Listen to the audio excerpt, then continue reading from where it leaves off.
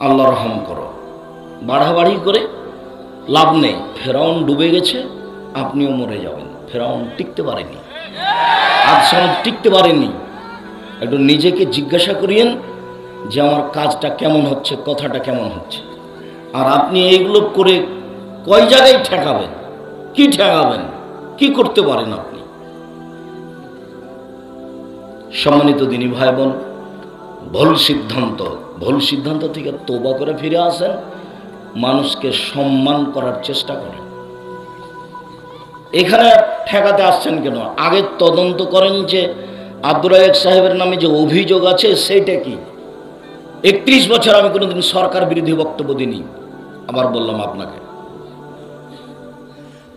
আমি যখন শিরকের আলোচনা করেছি তখন বলেছি এইটা শিরক, এইটা শিরক, এইটা শিরক, এইটা শিরক, দিবস শিরক, অমুক দিবস শিরক, তমুক দিবস শিরক, এটা বলেছি। সেটা যদি কেউ বলে যে এটা সরকারের অনুকূলে হলো না, তো তাহলে তার বুদ্ধি নাই। আমি কোনোদিন বলিনি এই সরকার চলবে না, সেই সরকার চলবে, এই সরকার এই করে, সেই সরকার এই করে। এরকম যদি আমার একটা বাক্য থাকে আমি কোনোদিন বক্তব্য দেব না। আপনি না চিনা কথা বললেন কি করে? আর আপনার হুজুরের বিদ্যা বেশি কথা ঠিক, আমি পড়ি বেশি কথা ঠিক, আমার ফতোয়া লিখাই কাজ। আল্লাহে আল্লাহর কসম, আল্লাহে আল্লাহর কসম, আল্লাহে আল্লাহর কসম, 31 বছরে আমি কোনোদিন মানুষকে ফাঁকি দেওয়ার চেষ্টা করিনি কোরআন হাদিস নাম দিয়ে। 31 বছর আমি কোনোদিন স্বার্থে পা ফেলিনি, আমার নিজস্ব স্বার্থে। আমি টাকা পয়সার পিছনে কোনোদিন দৌড়াইনি, টাকা পয়সা আমার পিছনে দৌড়াই। প্রতি মাসে আমাকে 24 লক্ষ বেতন লাগে। এখন 24 লক্ষ শিক্ষক শিক্ষিকা ছাত্রকে কর্মচারীকে 24 লক্ষ বেতন লাগে। আর তো কর্ম আছে। জামিয়া সালাফিয়া রূপগঞ্জ, নারায়ণগঞ্জ, ঢাকা প্রায় 50 বিঘা জমির উপর অবস্থান করে একটা কওমি খারেজি মাদ্রাসা।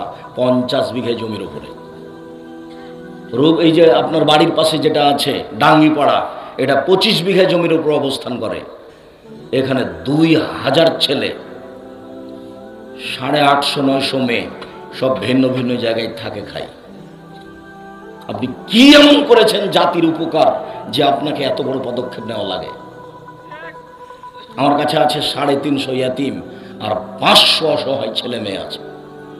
আমার হাত দিয়ে আল্লাহ সব লালন পালন করেন। জামিয়া সালাফের ডাঙ্গিপাড়া পাওয়া রাজশাহী, জামিয়া সালাফের রূপগঞ্জ নারায়ণগঞ্জ ঢাকা, জামিয়া সালাফের 6 মাইল বাবুজ বরিশাল, জামিয়া সালাফের তেঘরা দিনাজপুর বিরল। এটা শুরু হবে সামনের শুক্রবার ইনশাআল্লাহ। এইসব প্রতিষ্ঠানগুলিতে 4000 ছেলে মেয়ে পড়াশোনা করে ভিন্ন ভিন্ন স্থানে। 10 জন মুফতিদা আল ইতিসাম পত্রিকা বের হয়, 10 জন মুফতি প্রতি মাসে তারা বৈঠকে বসে। আমি সেই ফতোয়া বোর্ড পরিচালনা করি। তারপরে ফতোয়াগুলো পত্রিকায় আসে, 50টা প্রশ্নের উত্তর আছে। আমি জাতিকে বলেছি আমার হাতে টাকা নেই, কথা সত্য। এখানে প্রতিষ্ঠান করব, এই দেশের মাটিতে একাধিক প্রতিষ্ঠান করব ইনশাআল্লাহ, সে কথা সত্য। যেখানে ছেলে মেয়েরা উন্নত মানের শিক্ষা অর্জন করে জাতির অন্যায়ের বিরুদ্ধে লড়বে মুখে কলমে মিডিয়ায়, এবং তার সূচনা করে যাচ্ছি। মুখে হলো এটা যেটা দেখতে পাচ্ছেন, কলমে হচ্ছে আল ইতিসাম পত্রিকা, মিডিয়ায় তো দেখতে পাচ্ছেন। এছাড়াও জামিয়া সালাফের পক্ষ থেকে মিডিয়া আছে, আল ইতিসাম অনলাইন আল ইতিসাম টিভি। আপনি দূর থেকে মন্তব্য করেন কেন? কয়দিন আপনি প্রতিষ্ঠানে গেলেন? জামিয়া সালাফের এক সন্ধ্যা খায়নি। যদি আমি খেয়েছি আমি তার টাকা দিয়ে দিয়েছি। আমি আপনাদের জামিয়া সালাফের একটা সরিষা সমপরিমাণ সুবিধা ভোগ করি না। যে ভাষায় থাকি প্রতিষ্ঠানের ভিতরে, ওর প্রতি মাসে আমি বেতন দিয়ে দিই, প্রতি মাসে আমি তার ভাড়া দিয়ে দিই। আমি কোনোদিন 10 পয়সার সুবিধা ভোগ করি না। আমার দাদা বলেছে আমার বাপকে যে ও এসেছে, ওর তাকদির আছে, আমাকে ওর জন্য ভাবতে হবে। আমার বাপ সাধারণ মানুষ, কৃষক মানুষ, ও এসেছে, ওর তাকদির না, আমাকে ভাবতে হবে। আমিও ভাবি না আব্দুল রহমানকে নিয়ে, আব্দুর রহিমকে নিয়ে এরা কি খাবে, কি করে খাবে, ওইসব টেনশন আমার কাছে নেই। যে এসেছে তার রুজি আল্লাহ ঠিক করে দিয়েছে। আপনি মন্তব্য করেন কোন সাহসে? সম্মানিত দিনী ভাই বোন, আপনার মন্তব্যে আপনার এসব মানুষকে উস্কানিমূলক কথা বলাতে আমি কষ্ট পেয়েছি। আপনি সংশোধন হন। ইবাদতের জগতে সবচেয়ে শক্তিশালী ক্ষমতাধর ইবাদত হলো দান।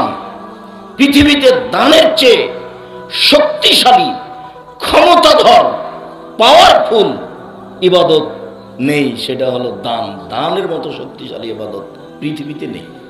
অবাক জিনিস, যে দান করলেন আপনি, কাজ হলো আরেক জায়গাতে গিয়ে। আপনি দান করলেন আপনার মায়ের নামে, কবরের শাস্তি বন্ধ হয়ে গেল। আমি বলিনি এই কথা, এই কথা মুহাম্মদ সাল্লাল্লাহু আলাইহি ওয়াসাল্লাম বলেন। তিনি বলেন, ইন্না সাদকাতা তুতফি হারাল কবরে, নিশ্চয় দান কবরের শাস্তিকে বন্ধ করে দেয়। দান এমন এক শক্তিশালী ইবাদত। রাসূল সাল্লাল্লাহু আলাইহি ওয়াসাল্লাম বলেন, ইন্না সাদকাতা সিররে তুতফি গাযাবার রাব্বে, নিশ্চয় দান আল্লাহর রাগকে মিটিয়ে দেয়।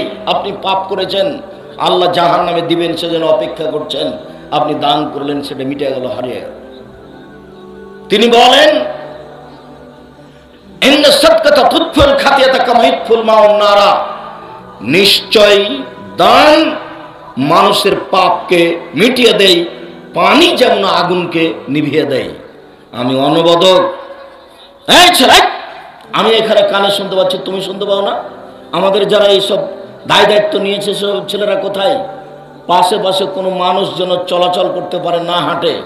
আমি যে কথা বলছি আপনি গল্প করছেন, আপনার একটু লজ্জা হয় না? আপনার একটু শরম হয় না? আপনি কি নিজে গরু ছাগল পশু মনে করছেন? আপনি কি নিজেকে পশু মনে করছেন? আপনার আমি বলেছি, আমি সালাম দেওয়ার পরে কাজ কর্ম চলাচল কথাবার্তা ক্রয় বিক্রয় সব বন্ধ করে দিবেন। আমি আপনার জন্য এসেছি, আপনার কিছু না কিছু আমি উপকার করবই করবো ইনশাআল্লাহ।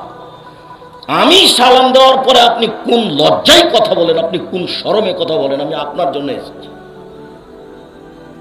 কেন আপনি ওখানে দাঁড়িয়ে আছেন? কোন সাহসে দাঁড়িয়ে আছেন? আপনার সাহসের ভিত্তি কি? কি মনে করেন আপনি? আপনার কাছে বিদ্যে বেশি না? আপনার কাছে বুদ্ধি বেশি না? আপনাকে আমি গরু ছাগল মনে করি? হিসাব বেটা আমি করবো কেন? আল্লাহ বলেছেন, বুঝে না ওরা অন্তর আছে, বুঝে না, দেখে না ওরা চক্ষু আছে, দেখে না, শুনে না ওরা কান আছে, শুনে না। উলাইকা কালানাম, তারা পশু প্রাণীর মতো, তারা গরু ছাগলের মতো, তারা কুকুর শ্রীগলের মতো। ভালো হওয়া যায় বরং তার চেয়ে খারাপ।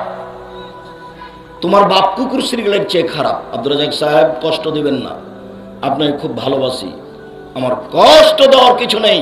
তোমার বাপকে যদি আমি কুকুর শ্রীগলের চেয়ে খারাপ প্রমাণ করতে না পারি, আমি বক্তব্য দেব না। তোমাকে, তোমার মাকে যদি আমি অশিক্ষিতা প্রমাণ করতে না পারি, আমি জাতির সামনে বক্তব্য দেব না। তোমার দাদা মারা গেছে 10 বছর হলো, তোমার বাপ 10 বছর থেকে জমি ভোগ করছে।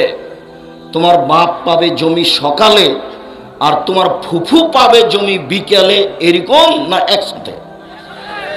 10 বছর হলো তোমার বাপ তোমার ফুফুকে জমি দেয়নি কেন? কি বুঝাতে চাচ্ছ? বাপ বেটা মিলে যৌতুক নিয়েছো কেন? ভিক্ষা করে খাবা। মাটি কাটার মানুষ, ভিক্ষে যদি না পাও তো চলে যাওয়া ট্রেন স্টেশনে রাজশাহী, এভাবে ভিক্ষে চাইবা বাপ বেটা। ভিক্ষা করা টাকা দিয়ে চাউল কেনে ভাত খেয়ে বাদাত কবুল হবে, এটা অনেক ভালো। যৌতুকের টাকা দিয়ে চাউল কেনে ভাত খেয়ে বাদাত কবুল হবে না। ভিক্ষা করা টাকা যৌতুকের চেয়ে অনেক ভালো। দেখো বাপ বেটার মুখ খাটো হয়ে গেছে, দেখো তোমার বাপের মুখ খাটো। বেটা গৌরব বুঝো না? মানুষের বাড়িতে কাজ করে খাওয়া গৌরব থাকবে, একটা সাহস থাকবে একটা। শ্বশুরকে মানুষের বাড়িতে কাজ করে করে রমজান মাসে একটা লুঙ্গি কিনে দেবে, আব্বা আপনাকে একটা লুঙ্গি কিনে দিলাম, তোমার ভিতরে একটা সাহস কাজ করবে। মানুষের কাছে জিনিস নাও কেন? হাত পাতে তো খারাপ। আল্লাহ রাসূল বলছেন যে হাত পাতে, এটা হলো ঘৃণিত হাত, আর যে দেওয়া হাতটা ভালো। দেওয়া হাতটা ভালো নেওয়া হাতের চেয়ে। কোন শরমে শ্বশুরের কাছে চাইলে জিনিস? আর চাঁপাইনবাবগঞ্জ রাজশাহী জেলার বিবাহের শুরু থেকে নিয়ে শেষ পর্যন্ত একটা কাজও জায়েজ নয়, সবই হারাম। আমার জানা অনুপাতে একটা কাজও জায়েজ নয়, সবই হারাম। আমি সূচনাতে আপনাকে বলছি, এইভাবে সবাই মিলে বউ দেখতে যাওয়া হারাম, এইভাবে বউ বায়না করা হারাম, এইভাবে থোবড়া করা হারাম। সারা গ্রামের লোক ওই বেটি ছেলেটার মুখে ক্ষীর তুলে দিচ্ছে। আরে ক্ষীর তুলে দিতে হয় বইয়ের মুখে, স্ত্রীর মুখে। এ কোন নোংরা নীতি, এ কোন বর্বর জঘন্য নীতি। এই নীতিতে করে পেশাব করে দাও। আর সেদিন তো তোমাকে আমি বলে গেছি, ডুলি বিবি শব্দটা এমন ভাবে পেশাব করে দিবা যে 10 বছর 20 বছর পরে মানুষ যেন ডুলি বিবি শব্দ খুঁজে না পায়। কি গো ডুলি বিবি মানে কি, এরকম যেন হয়ে যায়। এতগুলো বেটি ছেলে মহিলা মানুষ কেন যাবে ওখানে? কোন সরবে যাবে? ঢং ঢং করে চলে যাচ্ছে আর ঘুরে বেড়াচ্ছে। কেন যাবে? কোথায় তার প্রমাণ? কোথায় ক্ষীরকাঁচির প্রমাণ? কোথায় আমাটার প্রমাণ? কোথায় ছেলের পক্ষ থেকে যা লোক গেছে মেয়ের পক্ষ থেকে তার অর্ধেক আসবে, আর মেয়ের পক্ষ থেকে যা এসে ছেলের পক্ষ থেকে তার ডবল যাবে? কোথায় এগুলো? বিবাহ পড়াতে হবে আগে মেয়ের কাছে, তারপরে ছেলের কাছে। কোথায় এগুলো? একটা নীতি প্রমাণ করতে পারেন, সব হারাম। কাজী সাহেব খুব ক্ষিপ্ত হয়েছে। আব্দুর রাজ্জাক সাহেব, আপনি এই কথা বলেন যে আমাদের খাতার পাতা দিয়ে পেশাব পায়খানা করে পবিত্রতা অর্জন করতে হবে, আমাদের খাতাকে টয়লেট পেপার হিসাবে ব্যবহার করতে হবে। আপনি এই কথা কোন সাহসে বলেন? আমার কোনো সাহস নেই। তোমার খাতাতে লেখা আছে মেয়ের পক্ষ থেকে 2 জন সাক্ষী লাগবে, ছেলের পক্ষ থেকে 2 জন সাক্ষী লাগবে। এর প্রমাণ তুমি করো। 4 জন সাক্ষী লাগে জেনা প্রমাণ করতে। তা আমি বিবাহ দিচ্ছি, এটা কি জেনা করালাম নাকি? কিয়ামত পর্যন্ত সময় থাকলো, বিবাহের জন্য যদি 4টা সাক্ষীর প্রমাণ হয়ে যায়, আমার জীবদ্দশায় প্রমাণ হয়ে গেলে সেদিন থেকে আমি জাতিকে বলবো আসসালামু আলাইকুম, আর ভুল হয়েছে, আমি বাড়ি চলে গেলাম, আর কোনোদিন জাতির সামনে আসবো না। 4টা সাক্ষী কেন ওখানে? 4টা সাক্ষী কি প্রমাণ করতে লাগে বলেন তো, একটু জানা আছে আপনাদের? জেনা প্রমাণ করতে 4টা সাক্ষী লাগে। আর ওর সূচনায় হারাম বলছে যে ছেলের পক্ষ থেকে। পক্ষ আবার কি?